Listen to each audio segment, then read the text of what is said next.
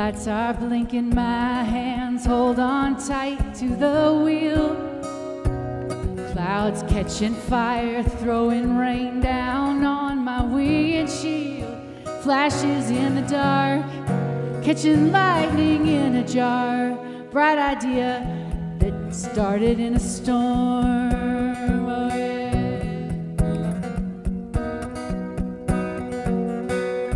How do I change my view when what I see is the same? I did different lyrics than are up on the screen. So now I'm like, oh, wait a minute, where am I? I want to start over just a little bit because I think it's all good. I want you to hear it the way it was written down. Red lights are blinking, my hands hold on tight to the wheel. Clouds catching fire, throwing rain down on my windshield. Flashes in the dark, where did all that lightning start? I wonder, how do I change my view when what I see is the same?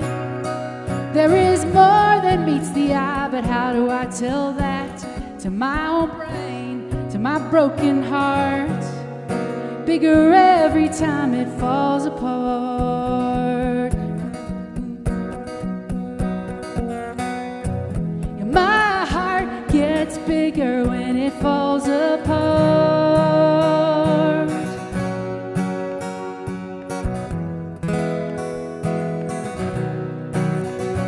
I hear a thunderclap, lightning, a cymbal crash. Rain falls in a steady beat. I can hear a steel guitar and a bass sing, right in the whistling wind. Even the trees are dancing. There's another way to look, driving in this storm. I wonder.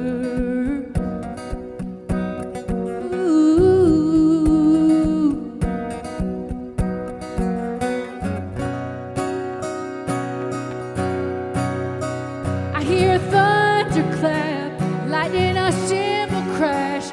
Rain falls in a steady beat. I can hear a steel guitar and a bass sing, right in the whistling wind. Even the trees are dancing. There's another way to look, driving in this storm. I wonder.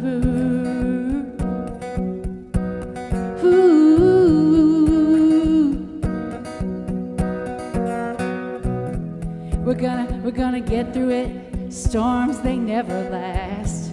We're gonna trip up. Oh, don't worry, the past is the past. Yeah, my heart gets bigger when it falls apart. Oh, everybody has a life like that. Storms never last. It's okay to trip up. It's okay to trip up. 'Cause everybody has a life like that. We trip up and my heart gets bigger. Yeah. We trip up and our hearts get bigger. Yeah, my heart gets bigger when it falls apart.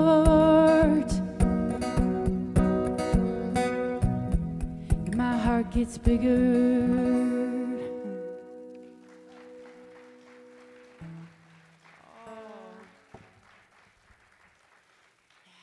Thank you so much, y'all. So I'm Ellis Delaney, and all of these songs I'm going to play today are songs that I've written.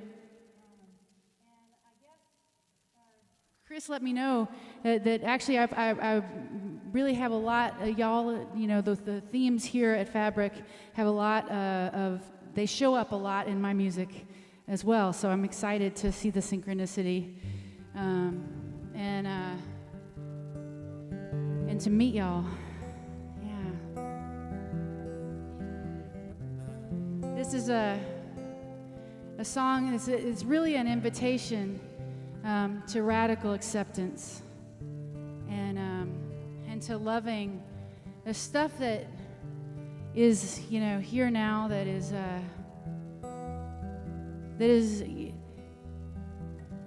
isn't really in the way as much as a part of the path. Yeah, say that. It's called Start Where You Are. Start where you are. Head in your hands, cotton in your ears, stone in your heart. Start where you are. Ocean in your eyes, tears are like rain inside a bigger sky. Oh, there is a change coming on.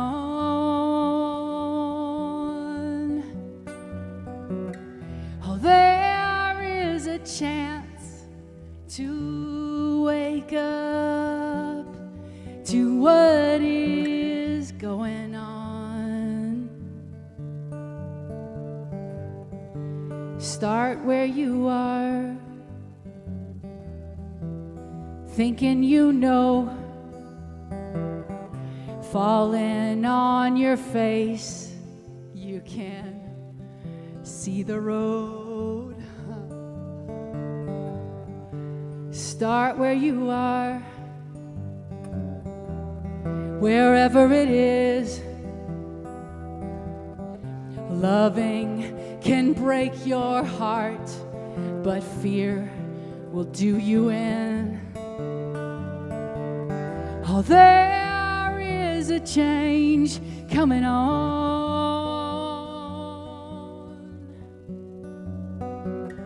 Oh, there is a chance to wake up to what is going on. Start where you are.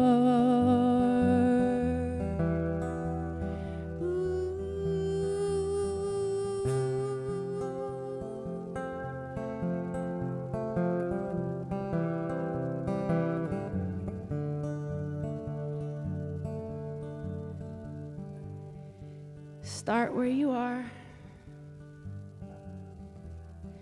I say to myself, telling the truth is loving, even when it's hell. Start where you are. Stretch open your mind. Oh, that's how we'll come together, yeah. Oh, can we come together? 'Cause, oh, there is a change coming on.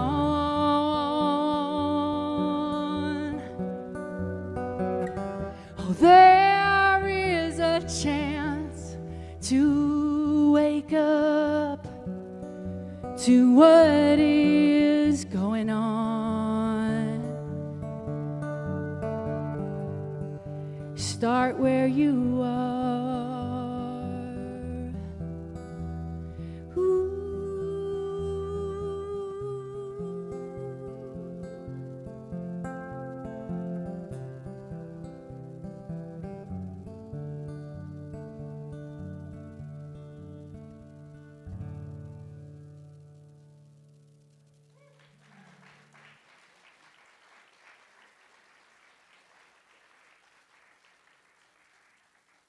Great.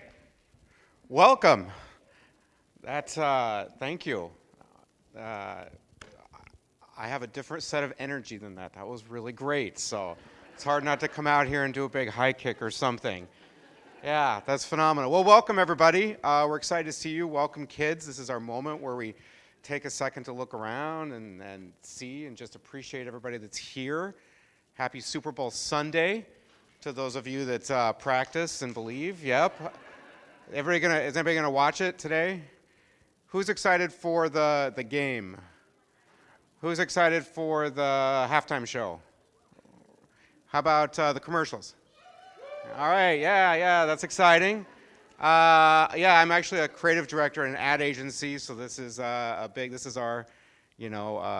day that everybody can, be a professional at my job and critique all the work, so it's fun. But we have a couple spots in regional, by. So it's been our water cooler talk for months now, and there's very few moments where people can kind of come together, whether you like sports or the commercials or the halftime show. It's really sort of the thing to talk to your family. It's the water cooler moment. We don't have very many of those anymore now with streaming and social and things. So it is kind of a nice cultural moment that will be talked about for a couple of days, but happy day.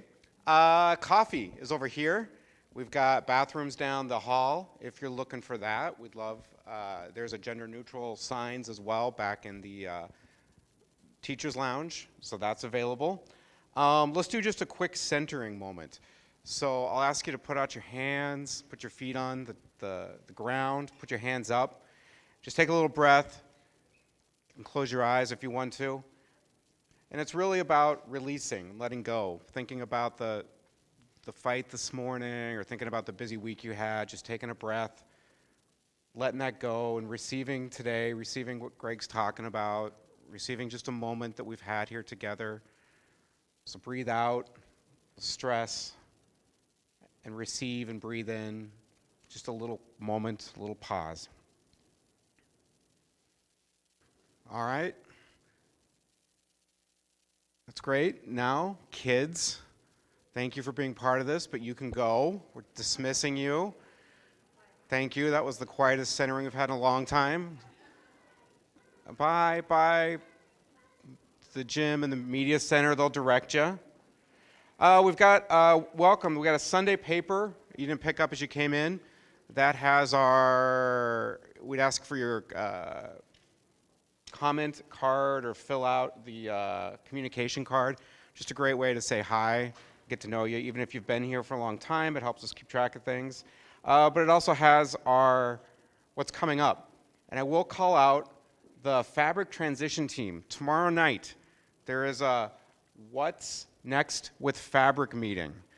So that's really great if you're part of our community or want to be part of our community and want to hear and talk about what is next with our leader and our transition. This is your moment, all right? It's always one of those things where like 6 or 8 months from now, people are like, why didn't you ask my opinion? This is a time we're asking for your opinion. So come talk about what it is you're looking for in that next leader and things like that, all right? That's tomorrow night. And that's it. So everybody, let's just stand up, and maybe you can just, what are you looking forward to in the Super Bowl tonight? Or is it a wings night? What are you doing for dinner? Where are you watching it? But general Super Bowl banter would be great. So say hi to one another, all right?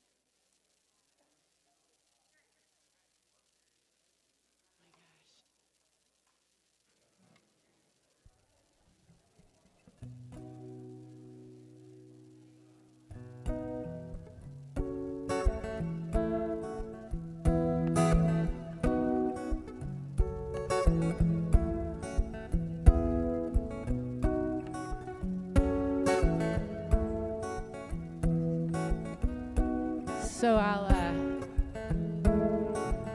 I think we're gonna get back to the program here sometime soon. I'll give you a little music, transition music, to get back to your chairs.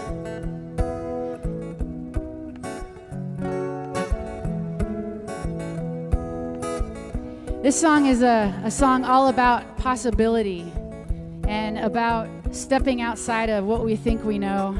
I feel like I'm always catching myself thinking I know stuff. And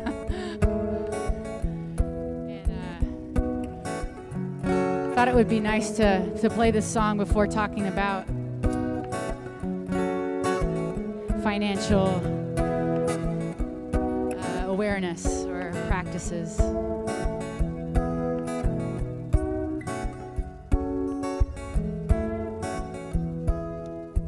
How would it be if everything that you thought you knew was turned upside down, opposite from your point of view? And how would you feel if the ground was really the sky? And all of this time you've been walking when you could have been flying. If you run 1,000 miles a minute, you can't expect to wear out a few pairs of shoes. If you forget how to love and take it for granted, you can't expect to wear out people close to you. And what if all the birds were flying just to show us, and all the trees were really holding the sky up, and everything that you do matters somehow? What if heaven and hell was right now?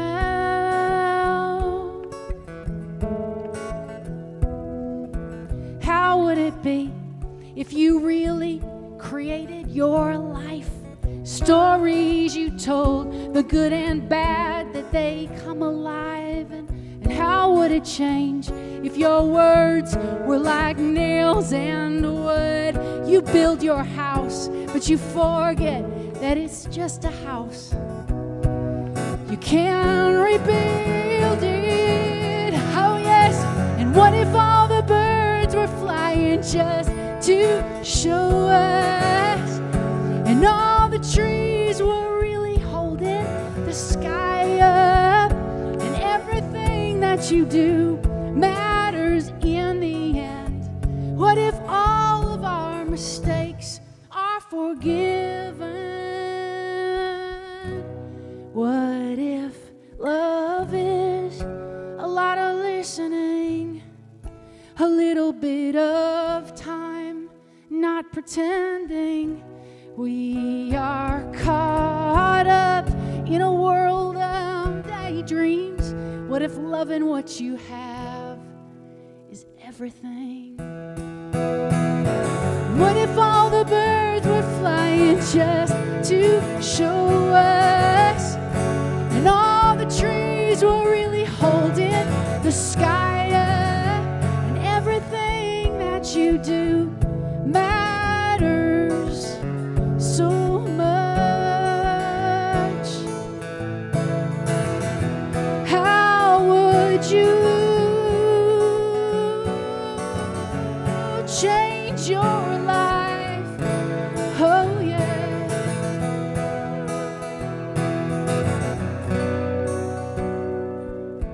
How would it be if everything that you thought you knew was turned upside down, opposite from your point of view?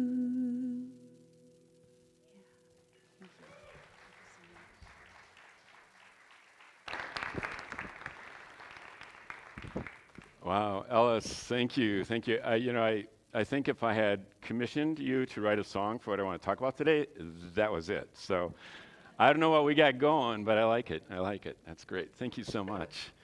Yeah, before we do dive in, though, today, just two things. One is earthquake in Turkey, Syria, affecting other surrounding areas.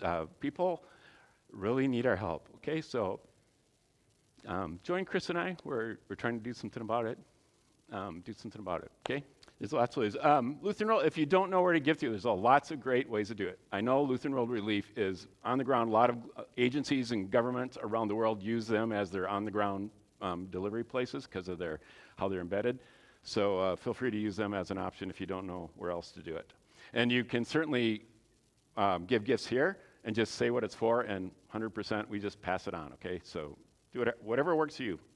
Happy to help out being a part of that. Also, it was a year ago tomorrow that Anne Skogland's life ended, and a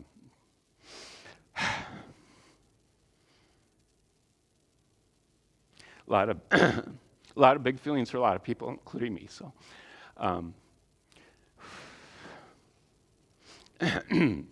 wasn't ready for that. Anyway, so at the end of our gathering, well, there'll be some people gathering here. If you feel impacted part of that, want to be a part of that kind of a knot tying, just join us up here. So you're welcome to do that. Be informal. I don't think it'll be terribly long, but we want to honor that moment. Okay, moving from heavy duties to a little bit more frivolous conversation. Let's talk about money.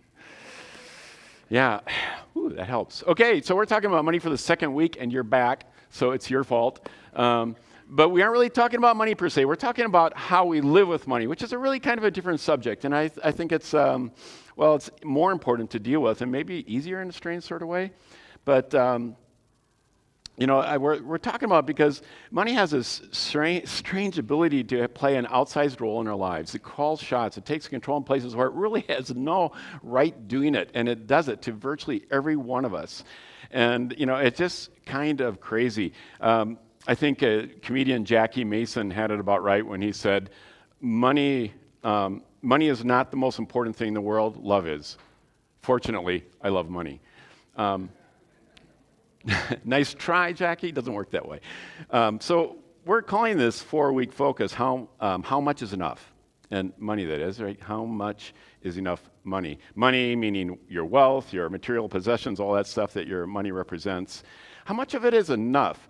Now, last week we didn't try to answer that question. We answered a question I think is more important, that's got to be settled before we start talking about that how much is enough question, and that is, whose is it? I mean, whose money is that? And I don't know if you agreed with where I ended up, but I would contend that your money is not yours, all right? I mean, it just doesn't. You aren't the source of it. You didn't make up the goods, the time, the effort, the energy, the being of yourself in order to produce this stuff. It was here. It exists with us and without us. And our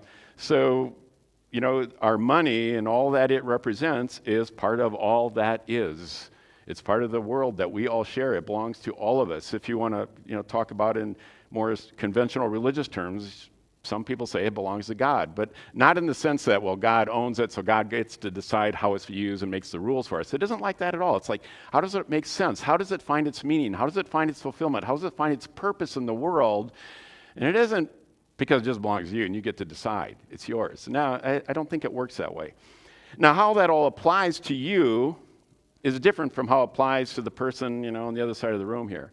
I mean, for you, it might be a discussion about, how you invest your 401k, while for another person, it's how they're going to get out of this massive debt they have, and another person might be how they're going to make their welfare checks stretch throughout the month. But nonetheless, we all wrestle with these same issues. So if you need to catch up, go back and listen to last week's podcast and kind of catch up with where we are on all this. So this week, how much is enough? Let's do a little experiment. If you have your Sunday paper on the top right corner, there's a little box you can use. If you're on live stream or a podcast, just do this in your head. It's really pretty simple. So you can, on the top line, write your total income, your annual income, or if you think in months, that's fine. What's your income? All right, write that on there. If you feel really funny writing it on there where someone else might see it, wonder about that a little bit. How come? Maybe that's why we need to talk about it today. Okay, so you got that number. This is how much you make. Now I want you on the next line, how much more do you think you need in order to really make it all work? Okay? Put that number on there. And the third number is really easy. Just add them up. What's the total? How much do you need to make everything work financially for yourself? Now, here's why I ask. You got that final number there? That last number, how much you need to make work? Someone else in this room, I'd be willing to bet, has your final number as their starting number. And vice versa, someone has your starting, or you've got as your starting number somewhat, this, can I say that right? Your starting number is the same, or maybe even bigger than someone else's final number, all right? You know, that kind of makes me wonder, what does it tell us about having enough? Now, this has been studied. In fact, I have done it with large groups of people, and you know, where we actually took the statistics, and it tends to work this way. If you make $30,000, you think you need $6,000 more to really make things work. If you're making $50,000, you think you need an extra 10. So if you had 60,000. If you're making 75, you think you need maybe 15 more. If you're making 100,000, you think you need maybe 120 to make it all work. And what's really funny, that person that is making 100 and now thinks they need 120, a couple years ago they were making 50 and thought they just needed 60. Now, what's going on with all that? You get the trend there, right? And I bet it doesn't surprise you. I mean, I see a lot of heads now. Yeah, that's how it works. That's true. Now, if your middle number is either 0 or a negative, wow. I mean, that's pretty amazing. I bet you've got a story to tell, and I would love to hear your story, all right? I think that's not something that is possible for everybody, but it's kind of a neat thing to do. Now, the point of all of this is not that you do or don't need money, but that how much you need to have in order to have enough is kind of a hard creature to ever capture. You know, it just keeps eluding us. It just keeps escaping. The more you have, the more you want, it seems. Huh? So the answer to our question, how much is enough, is really, really simple. There is no such thing as enough. Okay? There is just no such thing as enough. It doesn't exist. If you chase it, you'll chase it forever. You know that already. It's the inflation of experience, right? The inflation of our expectations, the phenomenon of how wants turn into needs, or at least into kind of like basic necessities, right? I mean, you know, how that all happens. Grace Pomeroy, who deals in this kind of stuff full time, and she's been here and done stuff with us as a community a couple times, she talks about lifestyle creep. Boy, oh, yeah, I know that. I know that. There's just so many things that are assumed to be part of our lives that we didn't assume to be part of our lives a couple years ago, like quinoa.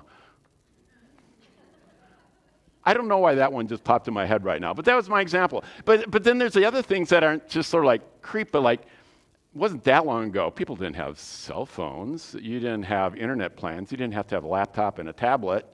You know, it just, these things get added on. I mean, it just gets bigger and bigger and bigger. But you know, this is one of our Fabric foundational ideas, all right? And when I hear you guys talk about what Fabric contributes to you, that's really valuable. This is one I hear named maybe more than any other.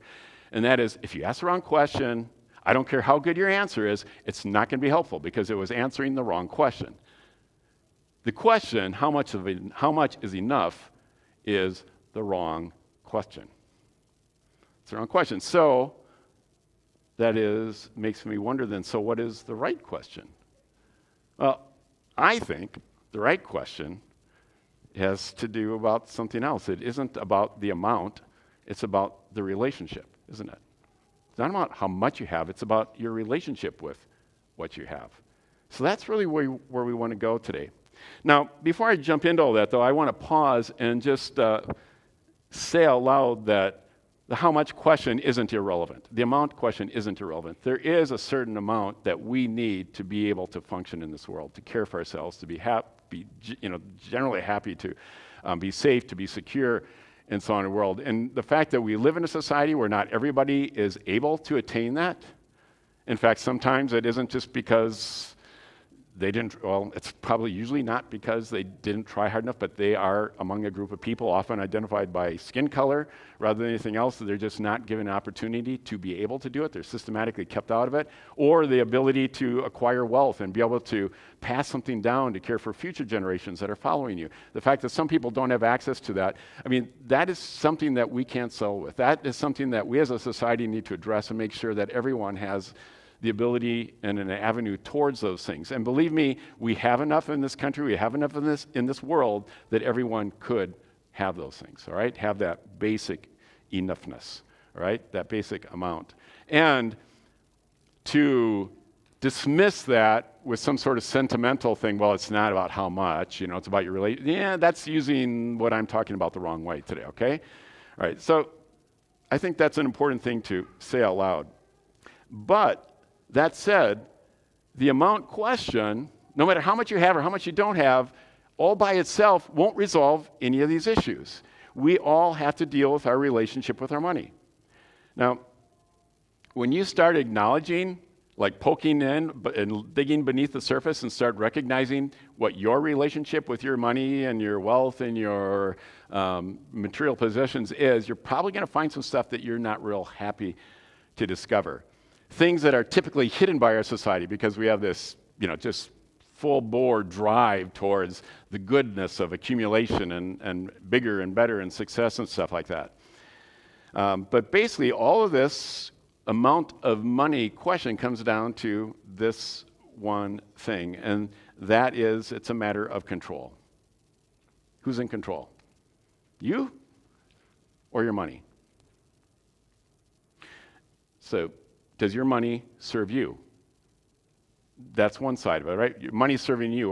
What that means would be that you internally have determined your identity, your values, your priorities.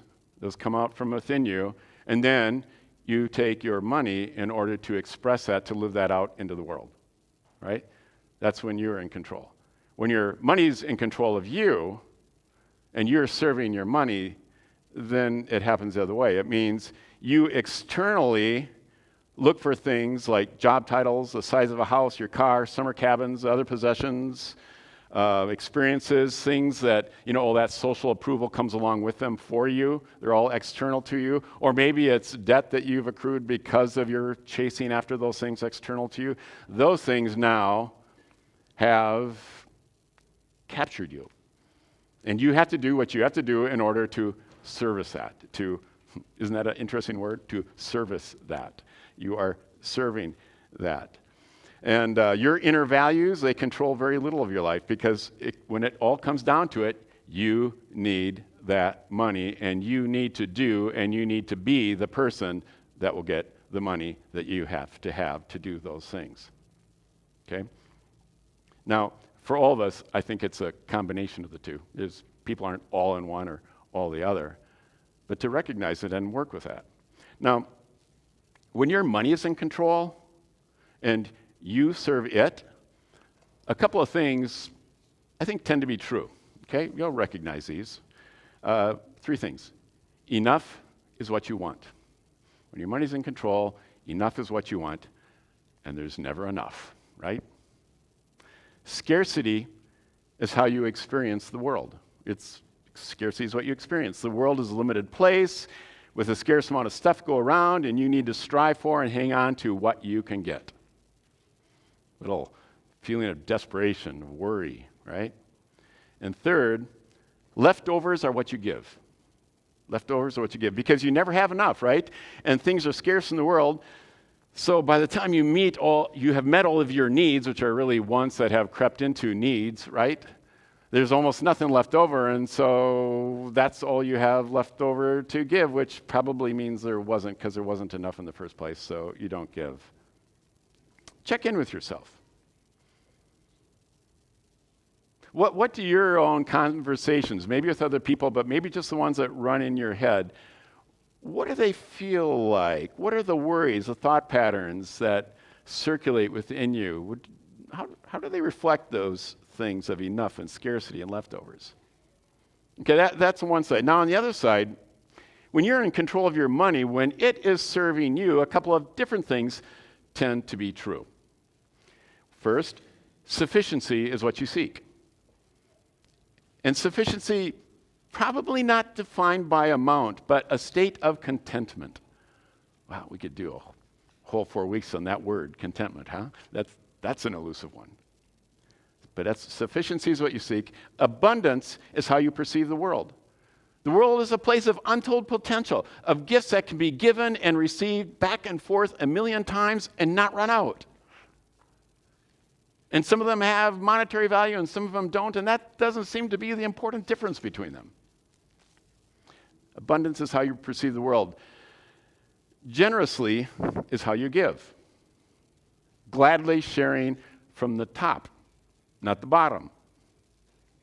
Because you're eager to give to others, you're eager for others to experience, to have what is so important to you, and you want to see that happening in their lives. You're less focused on how you are fulfilled by how much you have, and instead you find your fulfillment in these amazing relationships, that these bonds of generosity and of mutual support and living and being a part of one another, what they create within your lives. Now, I just want you to soak that in a while.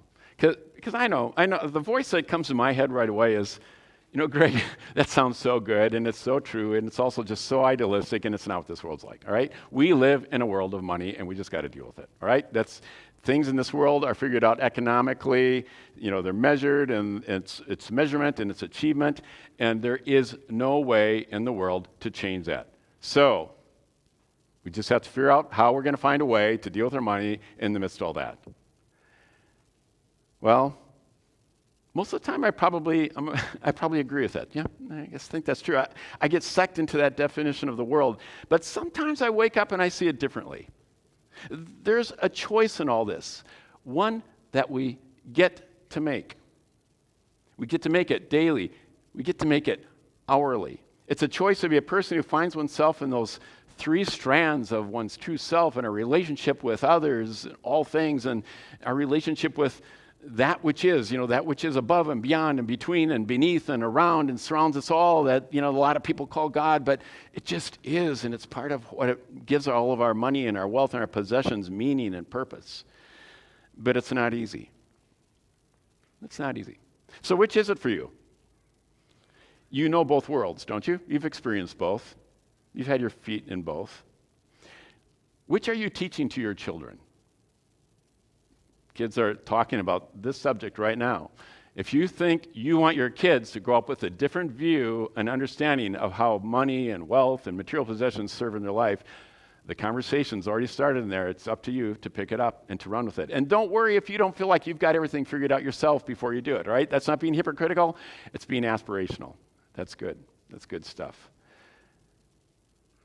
How are you reinforcing this kind of thinking among your friends?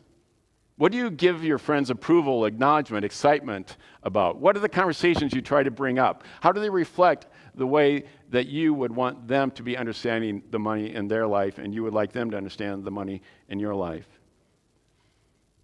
What about where you work? Maybe, especially if you're responsible for other people, you're a supervisor, a boss, a director or something. What are you demanding from them and the role that money plays in their lives or their role in your organization? What standard around these things do you hold your elected officials by? How do you choose which ones are doing it in terms of these ideas too? So we got these 2 options. There's enough and scarcity and leftovers, or we have sufficiency, abundance, and generosity. Long ago, someone told me, your money will test you. I did not like that. I thought they were like playing into this thing like, are you a person of God or are you rejecting God? Are you a material or a spiritual person?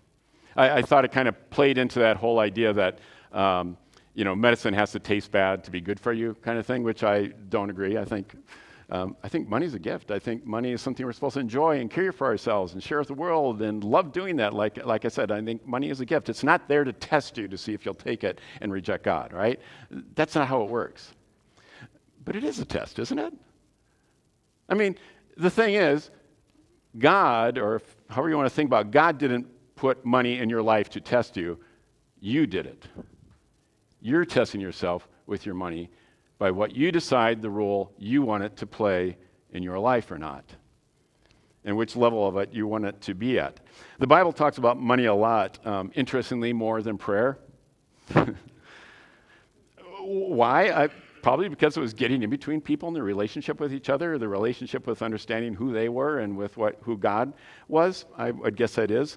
One of the really wise things that is in there, I think, is this expression. You've probably heard it. The love of money is the root of all kinds of evil. Now, people almost always hear that wrong.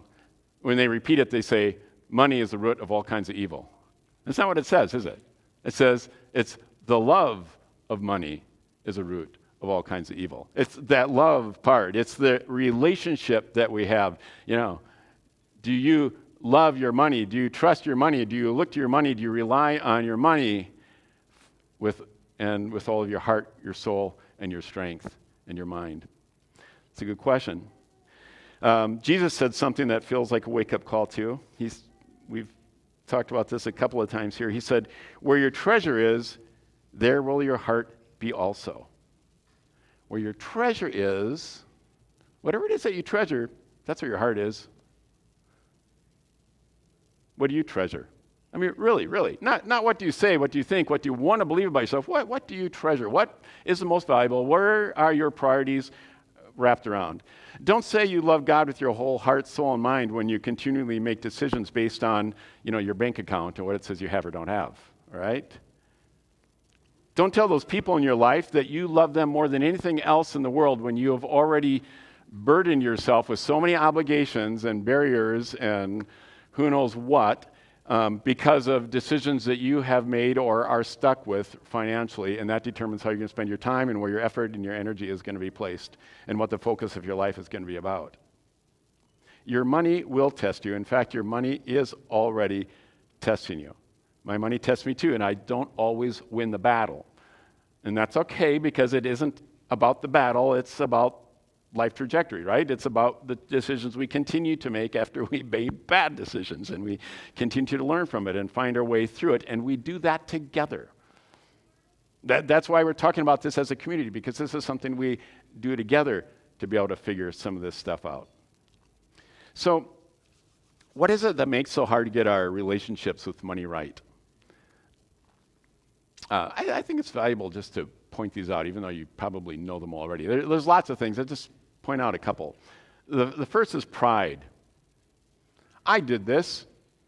I earned this. It's that sense of it's mine that we were talking about. And that comes with even little experiences that we might have of success and accomplishment. I did a lot of hard work for this, Just think what it's like when you get a lot of recognition, a lot of reward for what you did. Now I'm pretty special. Like, I really deserve this. And there's just a really small jump from, I really deserve this to, I think I really deserve a little bit more. And he keeps going. And maybe you do deserve more. But that's not the point. It isn't about the how much, is it? That isn't what you need to solve. It's the relationship. How do you see your identity? How do you see your contribution tied to the how much? How much might matter, but it's got to be following the relationship question. We get these things upside down for us. Another thing that messes up our relationships with our money is fatigue. Money issues ever get any of you down, right? They ever wear you out? Yeah? Take you to the mat too many times? Maybe they preoccupy you. Maybe you tried to put your budget together and it felt so far off from your reality, and you still aren't putting anything towards retirement. And all those things that you wanted to contribute to, like the earthquake in Turkey and Syria, you're just like, I really want to, but there's just like there's nothing to give. I mean, I would have to borrow it from a credit card to do it, and that just doesn't seem to make sense. And maybe you're in that situation by no fault of your own. It wasn't your own bad decisions. Maybe it was hospital bills. Maybe you got laid off. Maybe there was an accident. I mean, who knows? I mean, it doesn't matter, but we get there, we get worn out, and we give up, and money wins, and it's in control, and we are dancing to its beat. fatigue. Perhaps the most potent of all the money relationship busters is comparison. Comparison. Comparison, you can quote me on this, comparison is the enemy of contentment, all right? They duke it out, and comparison really knows how to win. And now you may be perfectly happy with what has been entrusted you.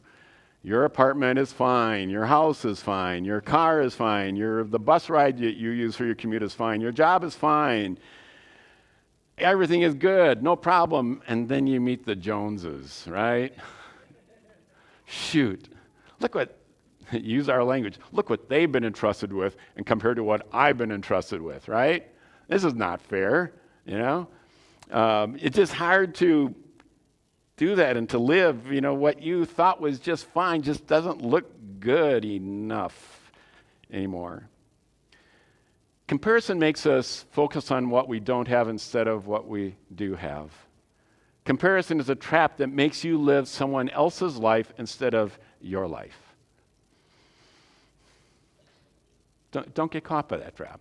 Don't do it. Find ways to check yourself. Fortunately, we aren't helpless against these forces of pride and fatigue and comparison. There are postures, practices that help us get our relationship with money straight. Let me just run through them really fast. Lots, but let me run through 3, I think, really powerful ones. Learn to be gracious. Accept that some people have more than you do. And some people have less, and maybe you need them to be gracious towards you, huh? This is a really corny phrase, but I love it because I say it to myself and it really helps. Admire without the need to acquire. Yeah, I know. I like corny sometimes. Works. Can you be happy for someone else, even celebrate the wealth of another person without being judgmental, without being resentful, without being envious? After all, don't you suppose there are others who might look at what you have and have some of those same judgments? I don't know that they're really being responsible with that wealth. Yeah. I think it's really funny that the word greedy applies to people who make more money than you. All right? Just check that out. See if that tends to be true in how people use that word, okay? Okay, great. Learn to be gracious. Another is practice gratitude. Now, gratitude comes up a lot. You're going to see it. I mean, that's a buzzword, and it's for a good reason. It's because it is just so true. Gratitude is the antidote for comparison. Gratitude focuses on the gifts that we have, not that you don't have. It's celebrating what has been entrusted with you. And along with enjoying it, you get to put it to work for yourself, for your family, and for other people. I mean, that's exciting stuff. Looking at what other has and what other people have and what you don't have, what you would like, it's an easy thing to spend a lot of time, a lot of emotion, a lot of energy on. Am I wrong about that? I mean, is that something that you just get sucked into a lot? Looking at what other people are doing? I think it is. Now, gratitude, I think, is also an instinct that we have within us, but it's one we need to cultivate because it gets buried and lost and forgotten so easily. When we do practice gratitude, it feels like a genuine response to life. I think you're going to find that that's true when you practice it. You probably already know that it's true. Building in practices that remind us to look for what we have and not what we don't have is a really good check on ourselves. It feels good when we do it. It helps us remember to keep our relationship with all this money stuff, kind of in the right way. It also helps us to remember the difference between our wants and our needs.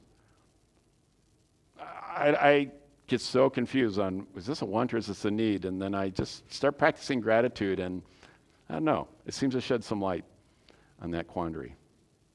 Okay, another thing that helps us straighten out our relationships with money is generosity. There are few things that can help you escape the grip that money has on you than giving some of your money away. Few things you can do that will help you escape the grip of money on your life as much as giving some of your money away. And it really doesn't matter how much that you do, whether it's big or whether it's little. There's something about the declaration and the recognition that it isn't all yours, and discovering how it finds its purpose and its meaning and how you put it to work in the lives of others or in our world. that just has this strange positive effect on us. It sounds a lot like something we talk about quite often, the difference between a fulfilled life and a full life. A full life is one where we try to do it with accumulation and all the stuff that we have. A fulfilled life is when we start using things according to what they really belong and how they belong. Generosity is freeing. Generosity is infectious. It's infectious. That's why I think it's kind of a weird example, but when you buy the person's coffee in the coffee shop queue behind you, they have a tendency to buy it for the next person. There's maybe some guilt in there too, but I think it feels good. Okay, there's one more habit that helps us keep our relationship with our money straight. It's called a budget. It's called a budget. Now, hear me on this. If money is a spiritual issue in our lives, and I really believe it is because it likes to play that role in our life. It wants to tell us that we can rely on it to give us the stuff that we need in order to be the human beings that we need to be.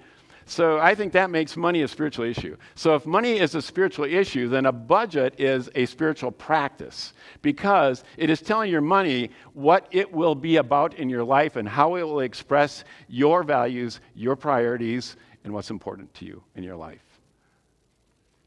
So it's telling I like to think about it, a budget is your way of telling your money that it is going to help you pull your world together rather than letting it tear your world apart. So that's good. Money, it is not a how much is enough question. Money is a relationship question. Did we ever say that here at Fabric, that everything's about relationships? I think there's an echo. Okay, so now, at Fabric, we take this money conversation really seriously, and we visit it pretty often.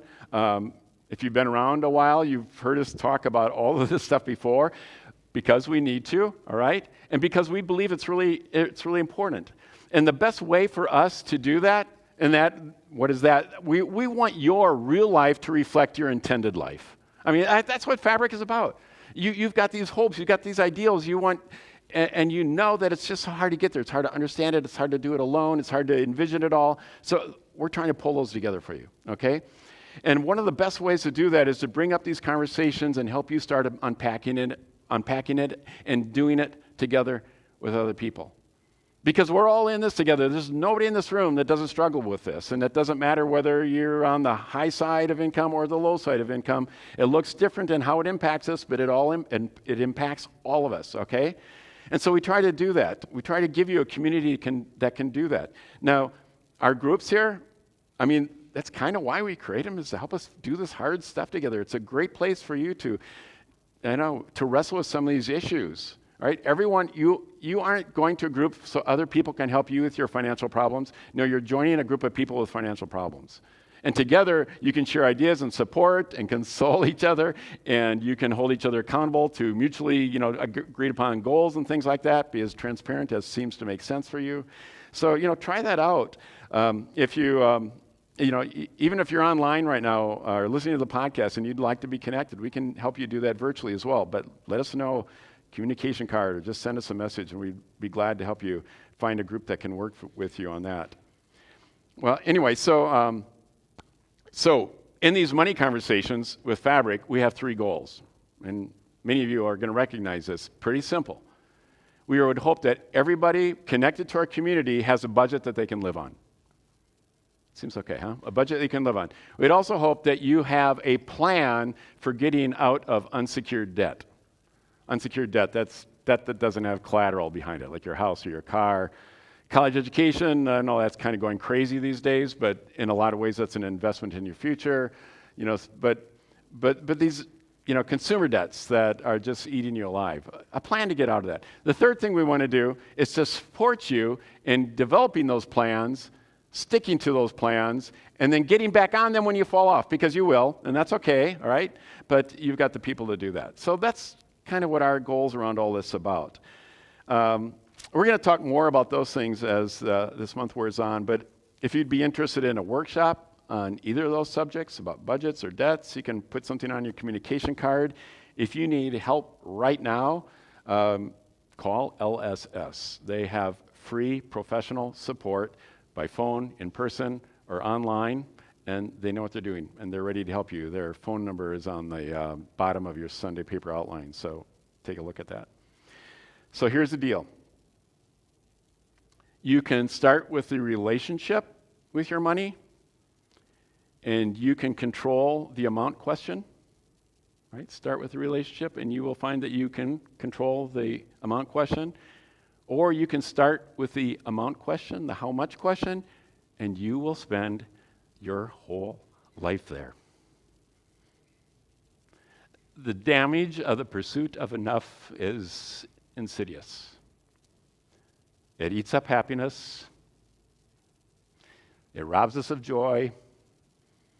It casts a pall on even your best decisions. It undermines your own self-confidence because you catch yourself doing stuff, being stuff that you don't really believe in. And maybe worst of all, it infects your relationships. And it tends to affect and damage the most the relationships that are closest to you. In all my years of meeting with couples that were in sort of relational crisis, I have never had one where financial issues weren't one of the issues inside of all that. Wonder why that is. So to close this out, what I'd like to invite you to do, just get comfortable in your chair. Shake it out. Put your pen, your paper down. You can close your eyes if that feels good. You don't need to. And put your hands out, palms up, like Dustin had us do a while ago. Relax them. If you're sitting with the person whom you need to figure this all out with, I'd invite you to hold their hand. Yeah, I know, this is kind of touchy-feely, right? So stretch. This is good for you.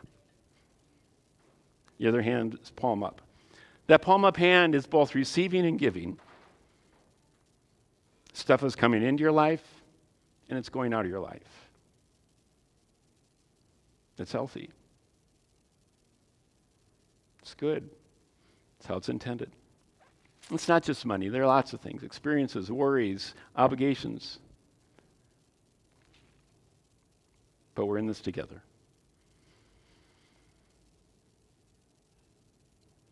Take another breath.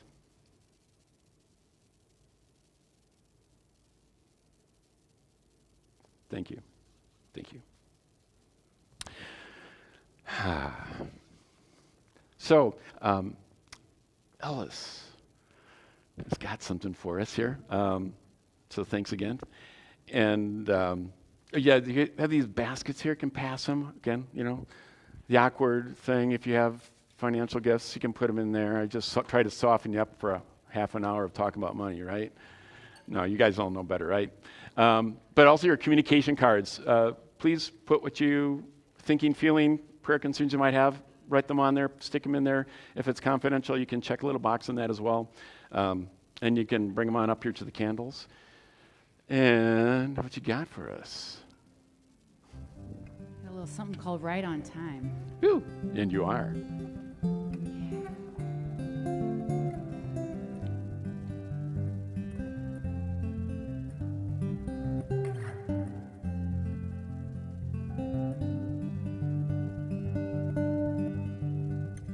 I wish for you to be free from doubt. When you feel left behind or left out, when the world seems brighter everywhere else, and your mind is lost inside a wishing well. Right on time, you are right on time. You're right on time.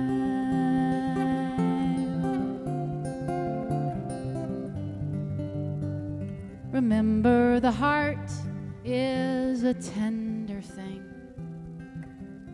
restless and hopeful. It cries and sings, and sometimes you need shelter and a space to be. A little tough, not tough enough. A little lost at sea, and when everyone is racing and you join in, if you can, try running with a smile, 'cause there is a danger in going too fast. getting too far ahead can set you back. Right on time. You are right on time. You're right on time.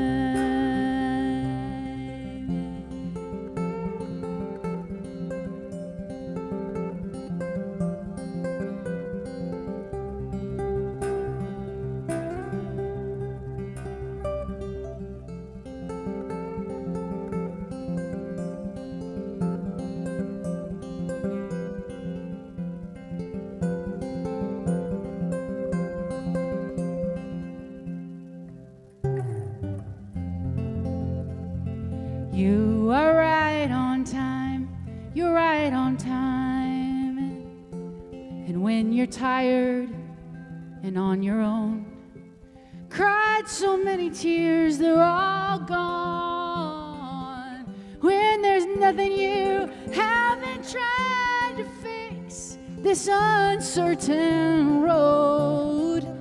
Oh, when everywhere you look, you see regret, caught up in the past and what might have been. What we can never know will make our heads spin. A little love, a little trust, a lot of forgiveness. Right on time. You are right on time. You're right on time.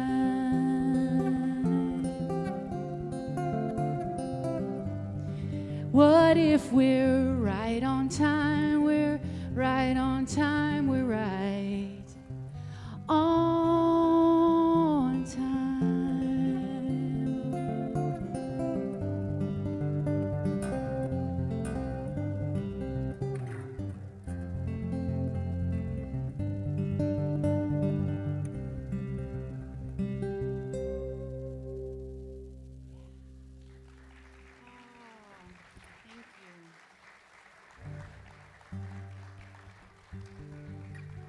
Oh, thank you so much, y'all. I just feel picky today, and so I hope that's okay. It's like, but I also just when you were speaking, I remember, Greg. I was thinking, comparing mind. I've heard this in a Dharma talk once. Comparing mind, I guess, is the last thing to go before enlightenment.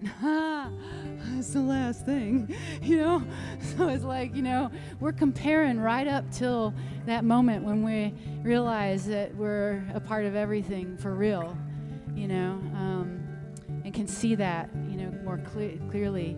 That's what I make up anyway, enlightenment is. It's just really, I don't know. But I love that idea, and the way I think about comparing mind is it's always happening, and how can I love the comparing mind in me? It's always happening, y'all. It's like the image that comes to mind is something I've heard. When we meet someone, we're like, "Do I eat you? Do you eat me?" Or do we mate? We're kind of always like trying to figure it out. It's like, are we going to be in the same tribe? Are we going to, or am I going to, and I think ultimately, like, we do have in our nature to tend and befriend, as the root. And so to kind of like tend and befriend that caring mind, how do we do that? This is not about that at all. It's a song called The Finest Adventure, and I really do feel like that's what I want to leave you with today.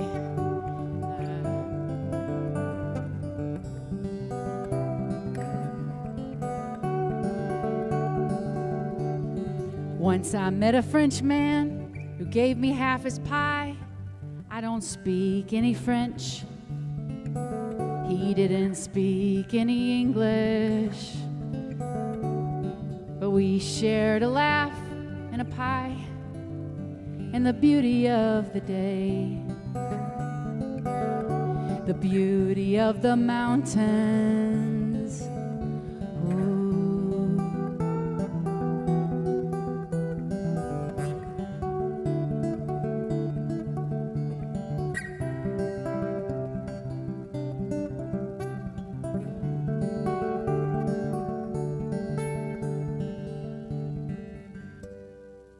cafe in Amsterdam. It was a sit-down kind of show. I saw a dancer in the back. She was smiling through her tears. Oh yeah, she looked like a rainbow that had stepped out of the sky to dance. Oh, and everyone else was facing me. Was she real or was she make-believe? But I talked to her after the show, and she said life goes faster than you know when you are young. You must dance and sing every chance you get.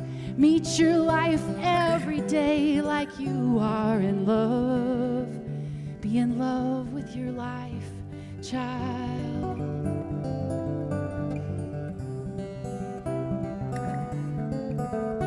In my pocket there's a map.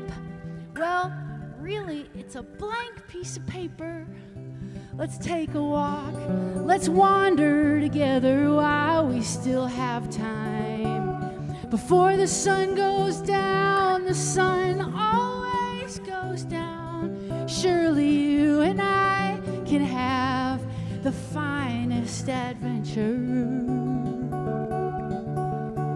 You've got a map in your pocket. I have a map. You've got a dream if you want it. I've got a dream too. Let's share our dreams. Let's dance and sing together. Oh, this is our life.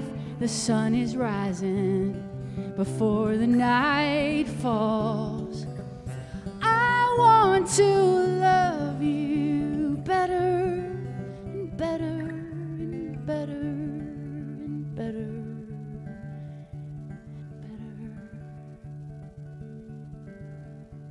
I want to love.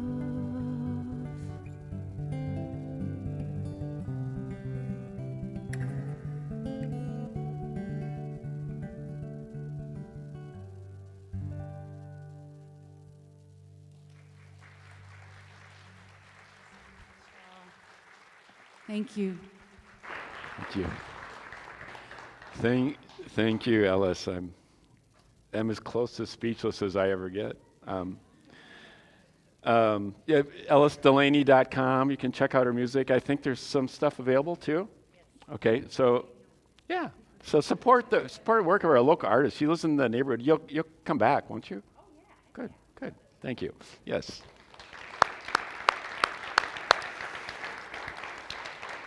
It's not your first time with this either. I have to acknowledge it, but it's been a while. So anyway, deep breath. So homework. You got some homework there on the bottom of your Sunday paper. I think it's up on the screen there too. Looking at that treasure, right? Looking at that treasure. So how much money you have does matter, but until you establish your relationship with it, it's just going to be a mess. So I gave you two sets of words to hold against each other. And they're on your bottom of your Sunday paper. They were your fill-ins too. Like if you were really smart, you could have saw that they're at the bottom and you could have just put them in without waiting. I know, that Bill, I'm sure, was on that. Yeah, he was. He figured it out. But I guess, spend a little bit of time with them. I think it could be kind of interesting. So, enough scarcity and leftovers. Enough scarcity and leftovers, or sufficiency, abundance, and generously. Pride, fatigue, and comparison, or gracious, gratitude, generosity. Yeah. So thank you for being Fabric. We're going to get together and talk next week about the G word. Sorry to offend you. We talked about the F word not too long ago. We're working our way through the alphabet. We're talking about the G word. So go do some great weaving this week. Let us know if you need some help and how we can support you and all this money stuff. And we will see you next Sunday. And don't leave without your kids. See you on Monday, tomorrow, 7 o'clock, 38th Street and 17th Avenue. All right, bye-bye.